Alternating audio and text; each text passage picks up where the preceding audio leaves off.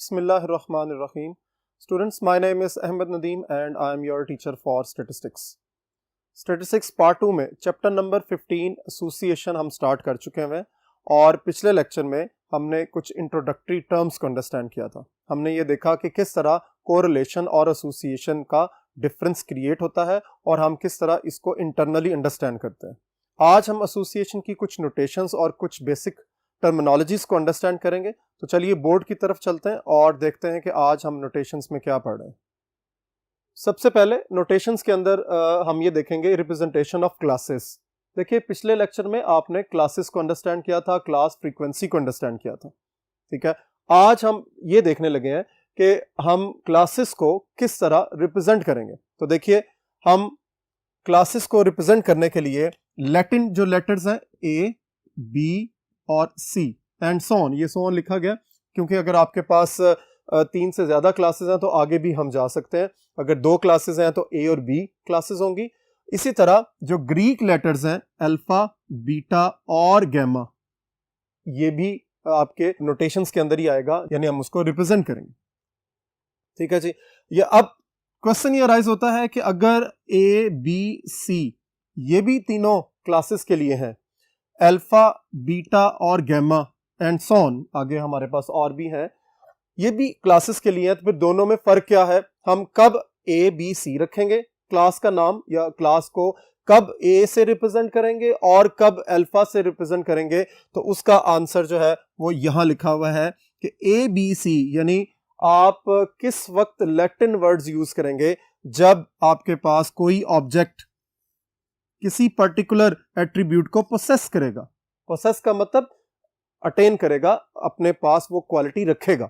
यानी अगर किसी ऑब्जेक्ट के पास हम किसी क्वालिटी की बात करते हैं, कोई एक क्वालिटी हमारे पास है, एक्स क्वालिटी है कोई, जब हम किसी ऑब्जेक्ट को उस क्वालिटी के एतबार से देखेंगे तो हम अगर वो एग्जिस्ट कर रहा है तो उसका नाम ए से डिनोट करेंगे, अगर वो क्वालिटी उस ऑब्जेक्ट के अंदर एग्जिस्ट नहीं करती तो उसको हम अल्फा का नाम दे देंगे।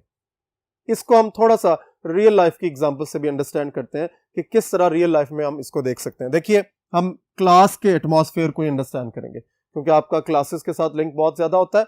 आप जरा अपनी क्लासेस के एटमॉस्फेयर को ऑब्जर्व करेंगे यहाँ पे कि मेरे पास फॉर एग्जांपल रोल नंबर 10 है, 15 है, 16 है और 18 है फॉर एग्जांपल, ठीक है।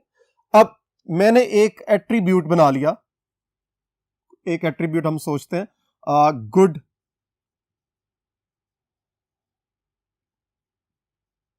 हैंड राइटिंग, क्वालिटेटिव वेरिएबल है हैंड राइटिंग, ठीक है। अब गुड हैंड राइटिंग जो है वो हम उसको कंसिडर कर रहे हैं कि एक अच्छी लिखाई वाला स्टूडेंट। तो आप जरा गौर से देखिए कि फॉर एग्जांपल रोल नंबर 15 की हैंड राइटिंग बहुत अच्छी है, ठीक हो गया। तो देखिए मैं 15 को जो क्लास अलॉट करूंगा वो ए होगी। दिस इज द कॉन्सेप्ट कि ए कब अलॉट करना है, जब कोई ऑब्जेक्ट पोसेस द एट्रीब्यूट, ठीक है, यानी उसके पास वो क्वालिटी एग्जिस्ट कर जाए तो फिर आप क्या कहेंगे, उसको वो ए, बी, सी में से यानी लैटिन वर्ड्स में से कोई नंबर असाइन कर देंगे या उसका अल्फाबेट असाइन करेंगे, ठीक है। अब जरा आइए क्लास में वापस और देखें कि गुड हैंड राइटिंग के और बच्चे कितने हैं।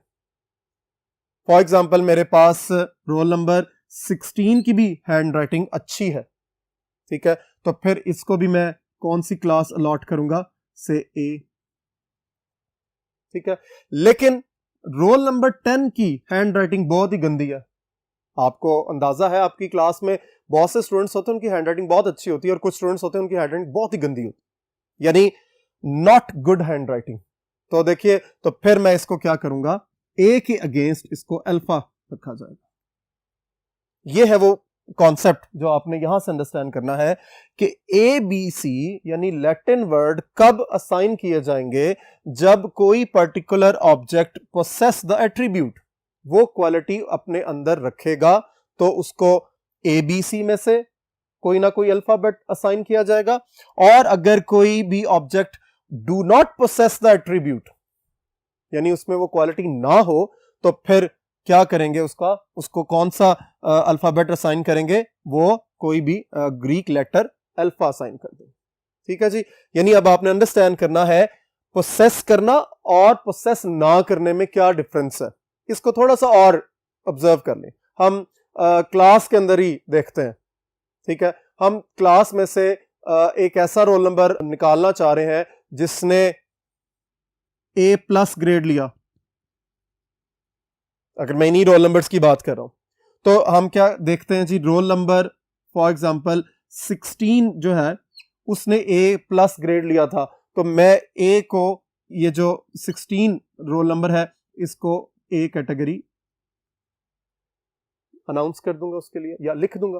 तो जिसने A+, अब ना 10 ने A+ लिया है, ना 15 ने लिया है, ना 18 ने लिया, यानी 10, 15 और 18 वो रोल नंबर्स थे जो do not possess the attribute.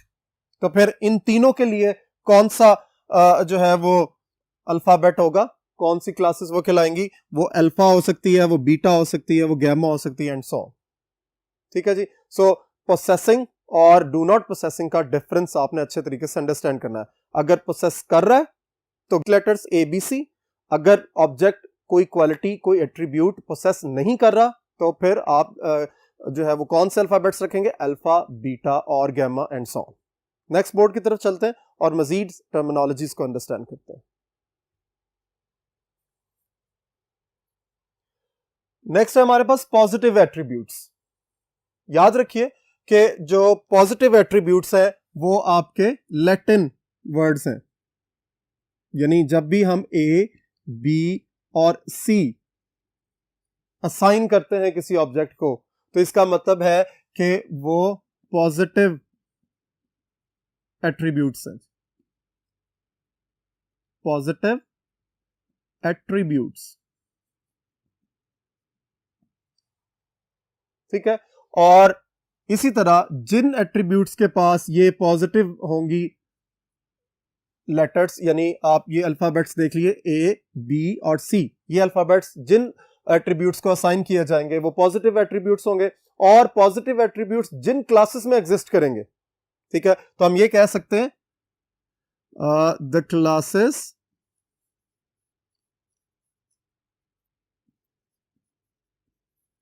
which have positive attributes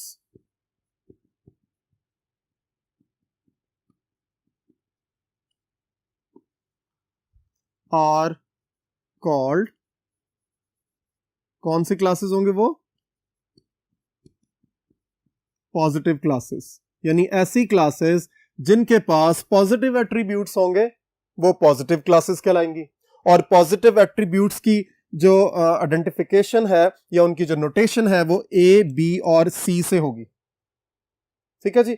यानी अब इसको लिंक करना है आपने कि अगर किसी पर्टिकुलर ऑब्जेक्ट के पास कोई एट्रीब्यूट है, पोसेस कर रहा है वो एट्रीब्यूट, तो उसको हम रिप्रेजेंट किससे करेंगे, A, B, C से, और उसी को हम फिर क्या कहेंगे, पॉजिटिव एट्रीब्यूट। ठीक है, और ये जो पॉजिटिव एट्रीब्यूट है जिस क्लास के अंदर एग्जिस्ट करेगा उस क्लास का नाम होगा पॉजिटिव क्लास। लिंक बड़ा इंपॉर्टेंट है, क्लियरली माइंड के अंदर रखना है। इसी चीज को मैं नेगेटिव क्लासेस के एस्पेक्ट में भी आपको आगे बताऊंगा। आगे देखिए जरा, नेगेटिव एट्रीब्यूट्स क्या होंगे, ऐसे एट्रीब्यूट्स जो रिप्रेजेंट हो रहे हैं किससे, अल्फा, बीटा और गैमा से, सोन। यानी अल्फा, बीटा से जो एट्रीब्यूट्स रिप्रेजेंट किए जा रहे हैं वो कौन से कहलाएंगे, नेगेटिव एट्रीब्यूट्स। ठीक है, अब जरा लिंक अप करो कि जिन क्लासेस में ये वाले एट्रीब्यूट्स एग्जिस्ट कर रहे होंगे वो क्लासेस कौन सी क्लासेस होंगी, वो होंगी नेगेटिव क्लासेस। सो हम ये कह सकते हैं क्या, the classes which have negative attributes, यानी ऐसी क्लासेस जिनके पास नेगेटिव एट्रीब्यूट्स हैं क्या कहलाएंगी, आर कॉल्ड, कौन सी क्लासेस, नेगेटिव क्लासेस। अब इसका भी लिंक बनाए, ठीक है, कि एक ऐसा ऑब्जेक्ट जो किसी पर्टिकुलर एट्रीब्यूट को पोसेस ना करे, उसकी रिप्रेजेंटेशन किससे होगी? अल्फा और बीटा से। यानी अल्फा बीटा वो करेक्टरिस्टिक्स हैं या वो उसकी रिप्रेजेंटेटिव आउटलुक्स हैं जो किसी भी ऑब्जेक्ट के एट्रीब्यूट को पोसेस ना करने की वजह से मिला, ठीक है। अब इसका मतलब ये हुआ कि जब हम अल्फा या बीटा किसी को रिप्रेजेंटेशन के लिए दे देते हैं तो फिर इसका मतलब है वो क्या कहलाएंगे? Negative attributes. यानी आप इसको इस तरह भी समझ सकते हैं कि किसी पर्टिकुलर ऑब्जेक्ट को अगर अल्फा मिला हुआ है तो इसका मतलब है कि वो नेगेटिव एट्रीब्यूट है, और अगर वो किसी पर्टिकुलर क्लास में एग्जिस्ट कर रहा है तो वो क्लास क्या कहलाएगी? Negative class. यहां से नेगेटिव क्लास कौन सी है? The class which have negative attribute. Negative attribute होगा तो नेगेटिव क्लास होगी। नेगेटिव एट्रीब्यूट कब होगा? जरा गौर करना है कि जब कोई पर्टिकुलर ऑब्जेक्ट कोई एट्रीब्यूट पोसेस ना करे, यानी ऑब्जेक्ट का किसी एट्रीब्यूट को पोसेस ना करना उसकी नेगेटिविटी ही कहलाएगी। सो क्लियरली माइंड के अंदर इस डिफरेंस को रखना है आपने। नेक्स्ट बोर्ड की तरफ चलते हैं और अपनी मजीद टर्म्स को अंडरस्टैंड करते हैं।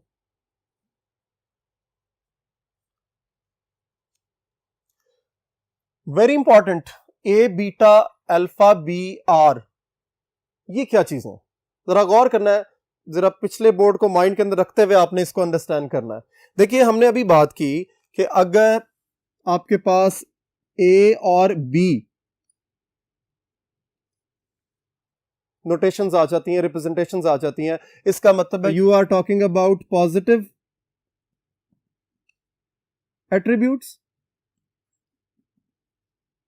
ठीक है। अगर आपके पास अल्फा और बीटा आ जाते हैं तो आपने कहा इसको नेगेटिव एट्रीब्यूट, ठीक है। यहां तक तो बात बिल्कुल क्लियर थी कि आपके पास ए बी है, अल्फा बीटा है, वेरी मच क्लियर। यानी एक पॉजिटिव एट्रीब्यूट है, एक आपके पास क्या है? नेगेटिव एट्रीब्यूट है। तो फिर इसको क्या कहेंगे? ए बीटा, इसको कहेंगे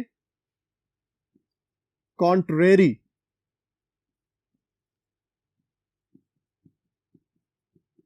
एट्रीब्यूट। कॉन्ट्रेरी का मतलब, यानी हमें इसके बारे में जरा सोचना पड़ेगा। कॉन्ट्रेरी मतलब आप जरा माइंड के अंदर लाएं कि एक ऐसी सिचुएशन या एक ऐसा टर्म, एक ऐसी रिप्रेजेंटेशन के जिसके अंदर पॉजिटिव भी है, पॉजिटिविटी भी है और नेगेटिविटी भी है, तो इसलिए कॉन्ट्रेरी का। और जहां पर ये एट्रीब्यूट एग्जिस्ट करेगा ए बीटा, तो उसको हम क्या कहेंगे? कॉन्ट्रेरी क्लास, ठीक है जी। यानी कॉन्ट्रेरी क्लास एक ऐसी क्लास होगी जिसमें एक एस्पेक्ट पॉजिटिव एट्रीब्यूट का होगा और दूसरा एस्पेक्ट जो है वो नेगेटिव एट्रीब्यूट का होगा, ठीक है। इसी तरह और भी हो सकते हैं, यानी अल्फा और बी, अल्फा नेगेटिव एट्रीब्यूट है, बी पॉजिटिव एट्रीब्यूट है, लेकिन जब दोनों इकट्ठे एक ही क्लास के अंदर जाएंगे तो उसको हम क्या कहेंगे? Contrary class. So positive class कब होगी? जब आपके पास ए, उसकी नोटेशन नजर आ रही होगी, जब बी होगी। लेकिन नेगेटिव क्लास कब होगी? जब अल्फा और बीटा उसकी नोटेशंस के ऊपर लिखा हुआ नजर आ रहा होगा, ठीक है। इसी तरह जब आपके पास एक पॉजिटिव और एक नेगेटिव एट्रीब्यूट की रिप्रेजेंटेशन नजर आ रही है तो फिर ऐसी क्लास को हम क्या कहेंगे? Contrary class. वेरी इंपॉर्टेंट, ये सारी टर्म्स हैं वो आपकी कैलकुलेशन में बड़ी हेल्प करने वाली है, ठीक है। इंशाल्लाह एक दो लेक्चर्स के बाद हम कैलकुलेशन स्टार्ट करेंगे तो उसमें ये सारी बातें क्लियर आपके माइंड के अंदर होंगी तो आपको कॉन्सेप्ट क्लियर होगा, अदरवाइज बहुत मुश्किल हो जाएगी। सो आपको बिल्कुल अच्छे तरीके से इनको अंडरस्टैंड करना है।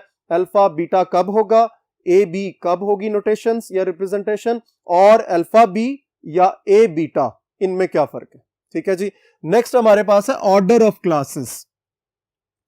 ऑब्वियसली कोई पर्टिकुलर इंफॉर्मेशन है, उसमें क्लासेस बनी हुई है, हमने पढ़ लिया है कि क्लासेस क्या है, क्लास फ्रीक्वेंसी क्या है, ये हमने अंडरस्टैंड कर लिया। इसी तरह पॉजिटिव क्लासेस क्या है, नेगेटिव क्लासेस क्या है, ये भी हमने अंडरस्टैंड कर लिया। अब है कि ऑर्डर ऑफ द क्लास, यानी किसी पर्टिकुलर क्लास का ऑर्डर क्या है, तो वो क्या है जी, the number of attribute specifying a class, किसी पर्टिकुलर क्लास में जितने एट्रीब्यूट प्रोसेस हो रहे हैं, नजर आ रहे हैं हमें क्लियरली, उसको हम क्या कहेंगे, ऑर्डर ऑफ द क्लास। और अगर एग्जांपल है कि अगर किसी क्लास में एक ही एट्रीब्यूट है तो वो क्लास का ऑर्डर 1 है।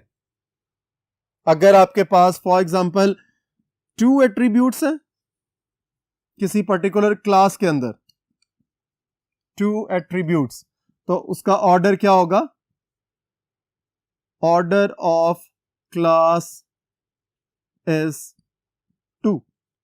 सो अगर मैं ये कहूं कि एक पर्टिकुलर क्लास जो मेरे पास नजर आ रही मुझे सामने, इसका ऑर्डर 3 है, तो फौरन आपके माइंड के अंदर आ जाना चाहिए कि उस पर्टिकुलर क्लास के अंदर एट्रीब्यूट्स की तादाद जो है, या वो जो रिप्रेजेंटेशन हो रही है, वो 3 एट्रीब्यूट्स हैं।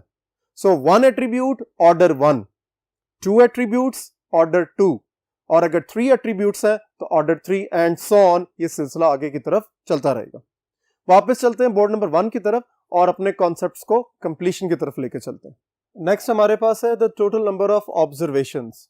कुछ देर पहले हमने जो स्टडी किया है कि आपके पास एट्रीब्यूट्स हो, आपके पास क्लास हो, क्लास फ्रीक्वेंसीज हो, तो उसको किस तरह रिप्रेजेंट करना है। अब हम नोटेशन की तरफ जा रहे हैं टोटल नंबर ऑफ ऑब्जर्वेशंस की। टोटल नंबर ऑफ ऑब्जर्वेशंस की जो नोटेशन है वो स्मॉल एन है, स्मॉल एन से उसको रिप्रेजेंट करेंगे, और उसको जो टेक्निकल नाम है उसका वो है frequency of class of order 0। यानी अगर किसी पर्टिकुलर क्लास का ऑर्डर 0 हो तो उसकी फ्रीक्वेंसी को हम किससे डिनोट करेंगे, n से। याद रखिए कि जब आप थ्योरेटिकल पोर्शन को जो टीचर ने डिस्कस किया है अच्छे तरीके से सुनेंगे तो आपके MCQs भी साथ साथ तैयार होते चले जाएंगे। सो वेरी केयरफुली आपने ये याद रखना है कि frequency of order of class of order 0 is n, और n को एक्चुअली हम क्या कहते हैं, the total number of observations.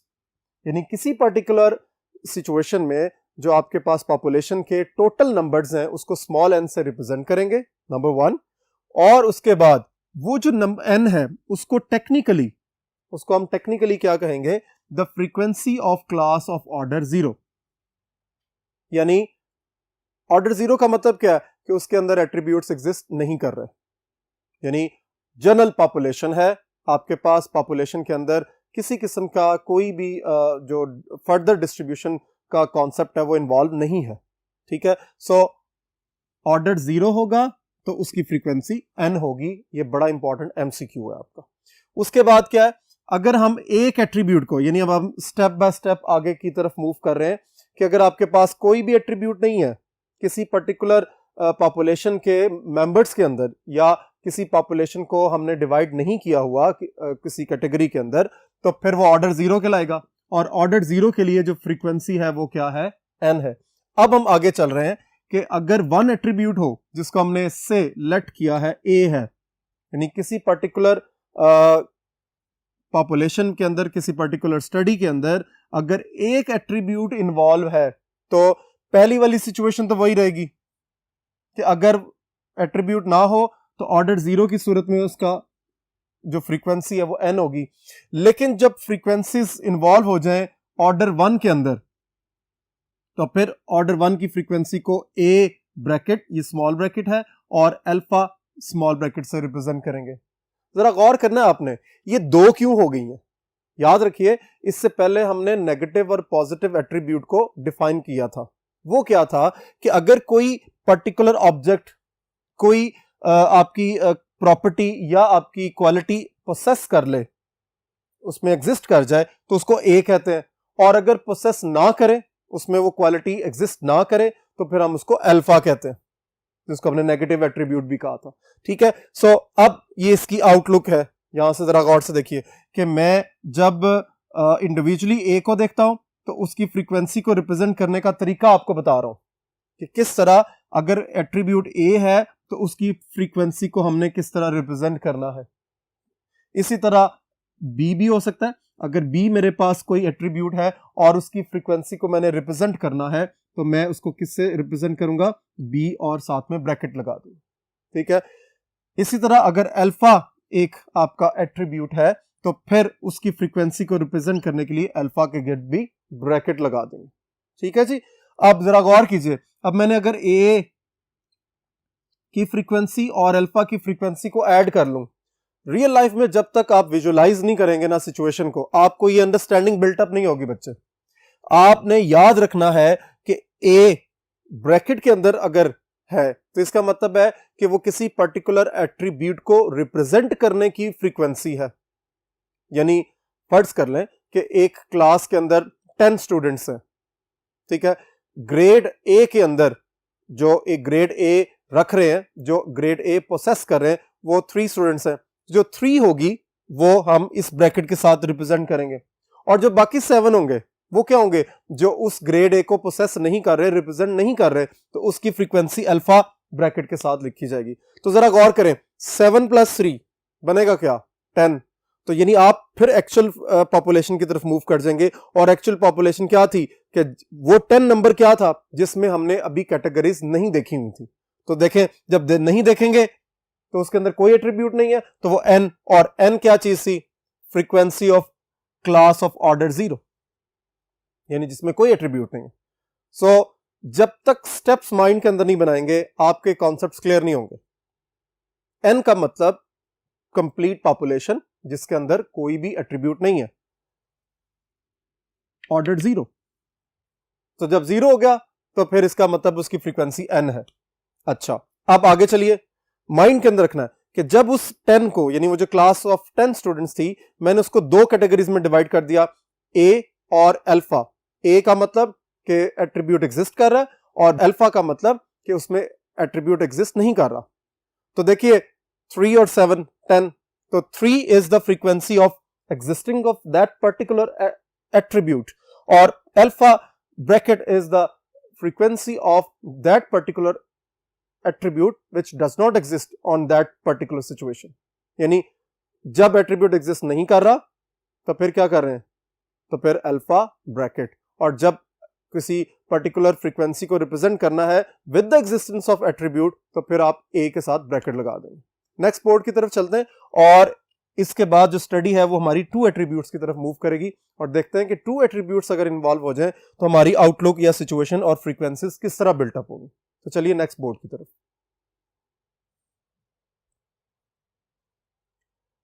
Next है हमारे पास, in the study of attributes A and B, यानी 2 एट्रीब्यूट्स अगर इन्वॉल्व हो गए तो फिर ऑब्जर्व फ्रीक्वेंसीज की आउटलुक क्या बनेगी। ये जरा माइंड के अंदर रखना है कि ए और बी का मतलब ये है कि हमारे पास 2 एट्रीब्यूट्स एग्जिस्ट कर रहे हैं। इससे पहले हमने क्या पढ़ा था कि जब एक एट्रीब्यूट हो तो फिर सिचुएशन क्या बनती है, और जब हमारे पास 2 एट्रीब्यूट्स हो तो फिर सिचुएशन क्या बनेगी। तो जरा गौर से देखिए कि ए आपके पास एक एट्रीब्यूट है जिसकी एग्जिस्टेंस को ए से रिप्रेजेंट किया गया, और जिसकी नॉन एग्जिस्टेंस को हमने अल्फा से रिप्रेजेंट कर लिया। बी एक दूसरा एट्रीब्यूट है जिसकी एग्जिस्टेंस को बी से रिप्रेजेंट किया गया है, और जिसकी नॉन एग्जिस्टेंस को हमने बीटा से रिप्रेजेंट किया है। ठीक है, अब इसको इस तरह अंडरस्टैंड आप कर सकते हैं। फॉर एग्जाम्पल, मैं एक एट्रीब्यूट बना लेता हूं एजुकेशन लेवल, एजुकेशन लेवल, ठीक है, उसमें मैं मास्टर्स और नॉट मास्टर्स कर देता हूं। इसी तरह इकोनॉमिक कंडीशन को डिफाइन कर लेते हैं, रिच एंड पुअर। तो देखिए, गौर कीजिए कि एजुकेशन लेवल एग्जिस्ट कर रहा है। अगर हम मास्टर्स को देख रहे हैं तो मास्टर्स के लिए ए हो जाएगा और नॉट मास्टर्स के लिए अल्फा हो जाएगा। ये एक्चुअली बात यहां पर एक्सप्लेन की जा रही है। एग्जिस्टेंस यानी हम ये देख रहे हैं कि हमारी पॉपुलेशन में मास्टर्स डिग्री होल्डर कितने स्टूडेंट्स हैं, तो मास्टर्स को ए कह देंगे और नॉट मास्टर्स को अल्फा कह देंगे अकॉर्डिंग टू दिस सिचुएशन। ठीक है, उसके बाद देखिए इकोनॉमिक कंडीशन। अब हम दूसरा एट्रीब्यूट डिफाइन कर रहे हैं, यानी 2 एट्रीब्यूट्स हैं हमारे पास, एक है एजुकेशन लेवल और दूसरा एट्रीब्यूट है इकोनॉमिक कंडीशन। तो इकोनॉमिक कंडीशन के अंदर हमने फिर फर्दर हम देख रहे हैं रिच पर्सन्स को, रिच पीपल को हम आइडेंटिफाई करने की कोशिश कर रहे हैं। तो फिर ये रिच के लिए हमने बी रख दिया, और जो रिच नहीं, ऑब्वियसली जो पुअर वाली कंडीशन है वो यही रिप्रेजेंट कर रही है ना, कि जो रिच नहीं है, यानी हम ये भी कह सकते हैं पुअर की जगह पर अगर मैं यहां पर लिख दूं नॉट रिच, तो अंडरस्टैंड तो हो जाएगा कि रिच अगर बी है तो नॉट रिच को हम बीटा रिप्रेजेंट करेंगे। ये बात हम पहले पढ़ चुके हैं पॉजिटिव एट्रीब्यूट और नेगेटिव एट्रीब्यूट्स के कॉन्टेक्स्ट में। इसी तरह हमने उसकी नोटेशंस के अंदर भी लेक्चर के स्टार्ट में भी ये चीज पढ़ी थी कि ए बी जो है वो एग्जिस्टेंस को शो करेगा और अल्फा बीटा उसकी एग्जिस्टेंस को शो नहीं करेगा। ठीक है जी। तो इसी तरह यहां पे कि बी अगर रिचनेस को शो कर रहा है तो बीटा का मतलब है कि वो रिचनेस को शो नहीं कर रहा। सो यही बात यहां पर भी आपको बताई गई है कि अगर मेरे पास दो एट्रीब्यूट्स हैं तो किस तरह उनकी क्लासेस हम जनरेट कर रहे हैं, किस तरह हम उनको सब कैटेगराइज कर रहे हैं। ठीक है, कोई एट्रीब्यूट है उसकी एग्जिस्टेंस बी है, उसकी एग्जिस्टेंस ना हो एट्रीब्यूट की तो बीटा, और इसी तरह ए और अल्फा डिफाइन हो जाएंगे। अब फर्दर जरा इसको देखें तो हम फ्रीक्वेंसीज की तरफ अगर मूव करें तो फ्रीक्वेंसीज में क्या है कि अगर किसी पर्टिकुलर एट्रीब्यूट की एग्जिस्टेंस ए है तो उसकी फ्रीक्वेंसी क्या होगी, ए ब्रैकेट, जो इससे पहले मैंने आपको बताई है। पिछले बोर्ड पे हमने ये चीज क्लियर की है कि अगर किसी पर्टिकुलर एट्रीब्यूट की फ्रीक्वेंसी को आपने रिप्रेजेंट करना है तो आपने ब्रैकेट में रिप्रेजेंट करना है उसको।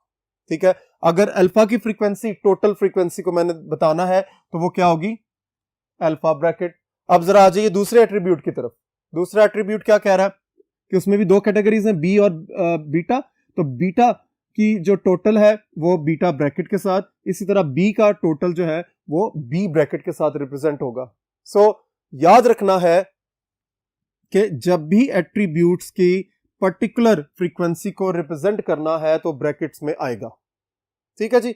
अब जरा इनके टेबल की इनसाइड फ्रीक्वेंसीज को जरा देखें, वो क्या होंगी।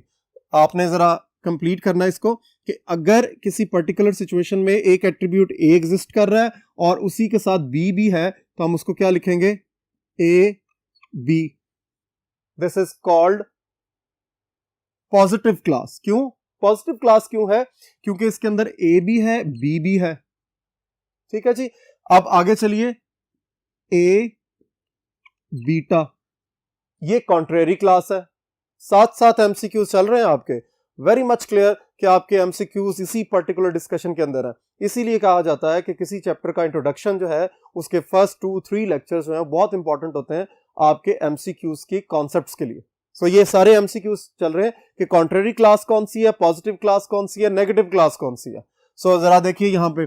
उसके बाद मैं नेक्स्ट अल्फा के साथ अगर बी को लिखूं तो क्या लिखा जाएगा, अल्फा बी। ये भी एक कॉन्ट्रेरी क्लास है। क्यों, क्योंकि उसके अंदर एक नेगेटिव एट्रीब्यूट है, एक पॉजिटिव एट्रीब्यूट है। आगे चलिए, अल्फा और बीटा। ठीक है, ये पॉजिटिव क्लास है क्योंकि दोनों ही पॉजिटिव एट्रीब्यूट्स हैं। ये नेगेटिव क्लास है। क्यों, क्योंकि इसके अंदर अल्फा और बीटा दोनों ही नेगेटिव एट्रीब्यूट्स रिप्रेजेंट हो रहे हैं। और जब मैंने इसकी फ्रीक्वेंसीज को रिप्रेजेंट करना है तो देखें क्या होगा, मैं यहां पर ब्रैकेट्स लगा दूंगा। और ब्रैकेट्स लगाने का मतलब क्या होगा, these are the frequencies of these particular classes. ठीक है, यानी मैं ये कह सकता हूं अगर किसी जगह पर ए बी के साथ ब्रैकेट लिखी हुई है तो मैं ये कहूंगा कि this is the frequency of positive class in which 2 attributes are given. This is the frequency of contrary class. Contrary class इसलिए क्योंकि इसके अंदर एक पॉजिटिव एट्रीब्यूट है और इसके अंदर एक नेगेटिव है। यानी एक ऐसी फ्रीक्वेंसी, ये जो फ्रीक्वेंसी है इसके अंदर जो ऑब्जर्वेशंस एग्जिस्ट कर रही हैं उनमें 2 तरह के एट्रीब्यूट्स एग्जिस्ट कर रहे हैं। कौन कौन से, ए और बीटा। ठीक है, इसी तरह यहां पर भी अल्फा बी का मतलब है कि अल्फा एक नेगेटिव एट्रीब्यूट है, बी एक पॉजिटिव एट्रीब्यूट है, और इनकी ब्रैकेट ये बता रही है कि यहां पर जो नंबर लिखा हुआ है ये वो फ्रीक्वेंसी है जिसमें अल्फा और बी दोनों एट्रीब्यूट्स इकट्ठे होकर आए, यानी ये कॉन्ट्रेरी क्लास है। और ये है एक नेगेटिव एट्रीब्यूटल क्लास कि जिसमें अल्फा और बीटा दोनों के कैरेक्टरिस्टिक्स इन्वॉल्व है और उसकी फ्रीक्वेंसी है। सो फ्रीक्वेंसी के लिए आपने याद रखना है कि ब्रैकेट का कॉन्सेप्ट इन्वॉल्व किया जाता है। सो इनसाइड भी आपके पास क्लासेस हैं, उनकी फ्रीक्वेंसीज हैं, और आउटसाइड भी आपके पास फ्रीक्वेंसीज है। ए ब्रैकेट का मतलब है ए एट्रीब्यूट की टोटल फ्रीक्वेंसी। अल्फा ब्रैकेट का मतलब क्या है कि अल्फा एट्रीब्यूट की टोटल फ्रीक्वेंसी, ठीक है। यानी किसी पर्टिकुलर एट्रीब्यूट को रिप्रेजेंट करने के लिए हम टेबल के बाहर यहां पर फ्रीक्वेंसी लिखते हैं, ठीक है जी। अब आ जाइए एन। एन क्या चीज है? देखिए वही बात जो अभी पिछले बोर्ड पर भी बताई थी आपको कि एन क्या है?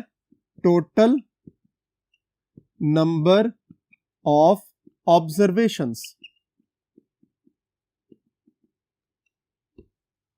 यानी किसी पर्टिकुलर सेट ऑफ इंफॉर्मेशन को जब आपने रिप्रेजेंट करना है टेबल के अंदर, तो आप एट्रीब्यूट्स की फॉर्म के अंदर उसको एन से रिप्रेजेंट करेंगे, ठीक है। सो एन का मतलब यह है कि एक पर्टिकुलर सेट ऑफ इंफॉर्मेशन में जिसमें एट्रीब्यूट्स अवेलेबल हैं, उसकी जो टोटल फ्रीक्वेंसी है वो एन है। और इंडिविजुअल फ्रीक्वेंसीज को जब आप देखेंगे तो ए के एतबार से क्या होगा? A bracket.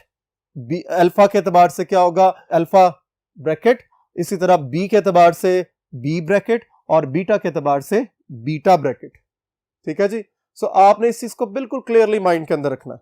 सो ये सारी की सारी फ्रीक्वेंसीज को प्रेजेंट करने के लिए एक टेबुलर अरेंजमेंट है। अब आप चलिए फ्रीक्वेंसी ऑफ ऑर्डर 1 को अगर आप देखें, फ्रीक्वेंसी ऑफ ऑर्डर 1 का क्या मतलब था कि आपके पास ऐसी क्लास जिसके अंदर एक एट्रीब्यूट इन्वॉल्व हो, यानी ऐसी फ्रीक्वेंसीज जिसमें एक एट्रीब्यूट चल रहा है। तो वो क्या है? जरा गौर से देखिए इस टेबल को। तो वो क्या है? मैं थोड़ा सा इसको टिल्ट करता हूं, वहां से आपको अंदाजा हो जाएगा। तो ऑर्डर 1 में देखिए क्या होगा जी? आपका ए ये फ्रीक्वेंसी है, इसी तरह बी ये भी आप ऑर्डर 1 की फ्रीक्वेंसी है, इसी तरह अल्फा और बीटा। ये जब चार फ्रीक्वेंसीज को आप रिप्रेजेंट करेंगे, these would be considered as frequency of order 1। क्यों? क्योंकि उसके अंदर एक एट्रीब्यूट है। अब चलिए फ्रीक्वेंसीज ऑफ ऑर्डर 2। ऑर्डर 2 का मतलब है कि जिसमें दो एट्रीब्यूट्स आ रहे हैं। हम इस पर्टिकुलर स्टेटमेंट की तरफ नहीं जा रहे कि वो कौन से हैं, वो पॉजिटिव है या नेगेटिव है। हम ये बात कर रहे हैं कि दो एट्रीब्यूट्स जब किसी फ्रीक्वेंसी के अंदर इन्वॉल्व हो जाते हैं तो वो क्या कहलाती है? ऑर्डर 2। तो ऑर्डर 2 जरा इसको देखिए टेबल को, और इसमें आपको नजर आ रही होंगी कि ऑर्डर 2 की फ्रीक्वेंसीज कौन सी है। मैं यहां लिख देता हूं ए बी, इसी तरह ए बीटा, उसके बाद अल्फा बी और अल्फा बीटा, ठीक है जी। यानी आपने माइंड के अंदर ये रखना है कि जब ऑर्डर 2 होगा तो दो एट्रीब्यूट्स होंगे, और जहां जहां दो एट्रीब्यूट्स होंगे और उसके गिर्द ब्रैकेट लगी होगी तो वो उसकी फ्रीक्वेंसी कहलाएगी। A B, A beta, alpha B, alpha beta, ठीक है जी। होप आज का लेक्चर आपको अच्छे तरीके से क्लियर हो गया होगा। एसोसिएशन की ये जो आज हमने टर्म्स अंडरस्टैंड की हैं बहुत इंपॉर्टेंट है, एमसीक्यूज के पॉइंट ऑफ व्यू से और शॉर्ट क्वेश्चन के पॉइंट ऑफ व्यू से। अपना और अपनी फैमिली का बहुत ज्यादा ख्याल रखें और इन टर्म्स को अच्छे तरीके से रिवाइज करें ताकि आप आने वाले लेक्चर्स में एसोसिएशन के कॉन्सेप्ट्स को और अच्छे तरीके से अंडरस्टैंड कर सकें। अल्लाह हाफिज।